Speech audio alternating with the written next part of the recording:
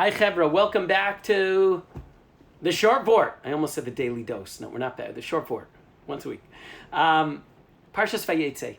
Parshas Vayeitzei is filled with family relationships and family dynamics that on some level we can't possibly understand because of the existence of Rachel and Leah as co-wives, as tzarot to one another. Thank God. I think all of us say a big sigh of relief and a big yashikoach to Rabbeinu Gershom 1,000 years ago, who came out and made a decree for all of Ashkenazic Jewry. Polygamy is done. Polygamy is out.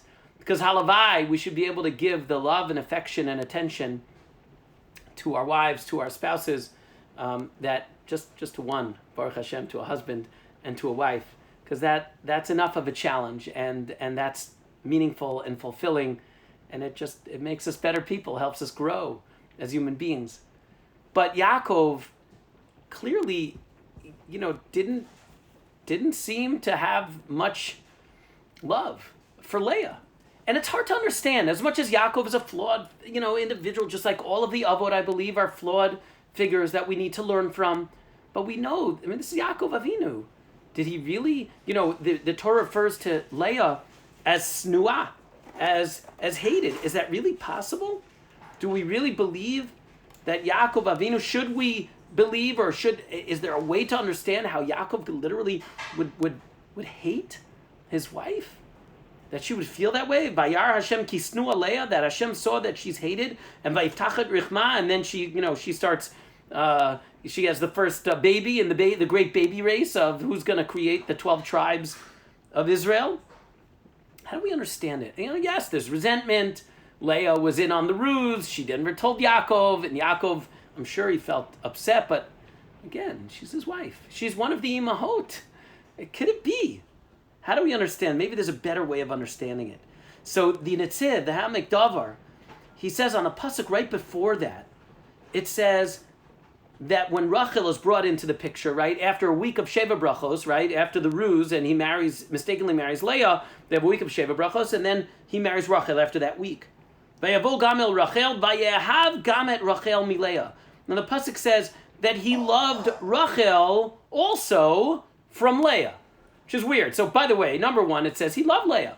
He did give love to Leah, but it says vayehav gamet Rachel mileah. He also loved her from Leah. What does that mean? The Hamek Davar says that when Leah and Yaakov first got together, when they first got married, those first few days, he wasn't very affectionate to her, wasn't effusive to her. Why? Whatever. Leah didn't. She just assumed that that's the way he is. He's not a very affectionate guy. He's whatever. He's guy. Whatever it is, right? He's not very emotional. Okay, I get it. I've heard that people could be like that.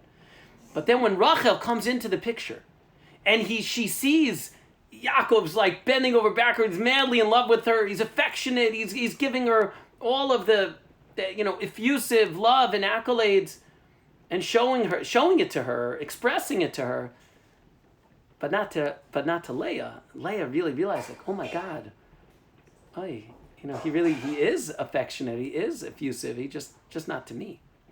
And that's where the pasuk says that she felt hated. And I think there's an important lesson for all of us, that when we have people in our lives that we love, and they deserve to know that we love them, go all in. Go all out, right? Don't hold anything back. Because God forbid, someone in our life, whether it's a husband or a wife, whether it's our children, our grandchildren, someone very near and dear to us, they could feel, if we're not fully in, with a full embrace, with a full heart, then God forbid, they could feel hated. They could feel like, wow, he doesn't love me as much as I thought that he did. May we all learn from this lesson of Yaakov Avinu. Have a great Shabbos.